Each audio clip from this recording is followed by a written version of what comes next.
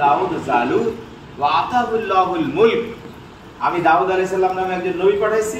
এই নবী জালুত নামের অত্যাচারী বাদশাকে হত্যা করেছিল, আর দাউদ আলাইহিস সালামকে তিনি রাজত্ব দান করেছিলেন, ওয়াল হিকমাতা এবং রাজ্য পরিচালনার জন্য জ্ঞান দান করেছিলেন। তাহলে বোঝা যাচ্ছে যে সূরা আল বাকারা 251 নম্বর আয়াত অনুযায়ী দাউদ আলাইহিস সালাম কি ছিল? নবী ছিল। কি ছিল? নবী।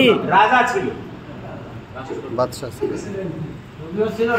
নবীও ছিল, রাজাও ছিল। আল্লাহ তাআলা মূসা আলাইহিস সালাম নামে একজন নবী পাঠাইছিলেন। এই মূসা আলাইহিস সালাম যে রাজ্যে এসেছিল ওই রাজ্যের বাদশা ছিল কে? ফেরাউন। ফেরাউন ছিল অত্যাচারী। আল্লাহ তাআলা বলেন সূরা আল মাইদার 20 নম্বর আয়াতে, উযকুরু নিয়ামাতাল্লাহি আলাইকুম, বলছে যে তোমরা আমার নিয়ামতকে স্মরণ করো। ইয জাআলা ফিকুম আমবিয়া, আমি তোমাদের কাছে অনেক নবী পাঠাইছি। ওয়া জাআলাকুম মুলুকান, আর এই নবীদেরকে কি দিয়েছিলাম? রাজা। তো মূসা আলাইহিস সালাম কার সাথে লড়াই করলেন? ফেরাউনের সাথে লড়াই করলেন। ফেরাউন মরে গেল, তাহলে ওই রাজ্যের বাদশা কি হলো? মূসা আলাইহিস সালাম। খুবই সিম্পল কথা। কিন্তু আমাদের দেশে অনেক ওলামা একরাম বলে না রাজ্য রাজনীতিতে যাবই না। কি বলছে না বলেন?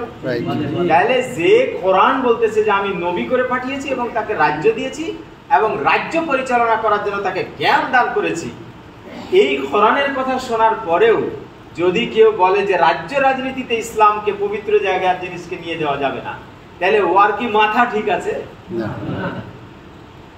আরো আয়াত আছে 10টা।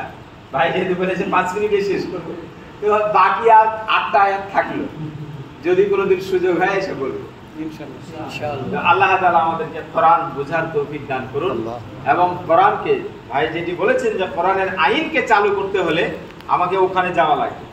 আপনি এখানে সারা বছর, বছরের পর বছর না, 100 বছর ধরে খুতবা দিচ্ছেন, কোন আইন চালু করতে পেরেছেন? চালু হবে না। তো এটা হওয়ার জায়গা নয়। হওয়ার জায়গা হলো কোনটা? সংসদ।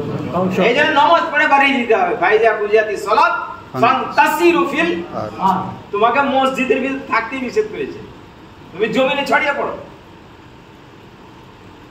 আল্লাহ তাআলা আমাদেরকে কোরআন বোঝার তৌফিক এনায়েত করুন। আমাদের বিসমিল্লাহ। আসসালামু আলাইকুম ওয়া রাহমাতুল্লাহি ওয়া বারাকাতুহু। ভাই তো নিজের কথা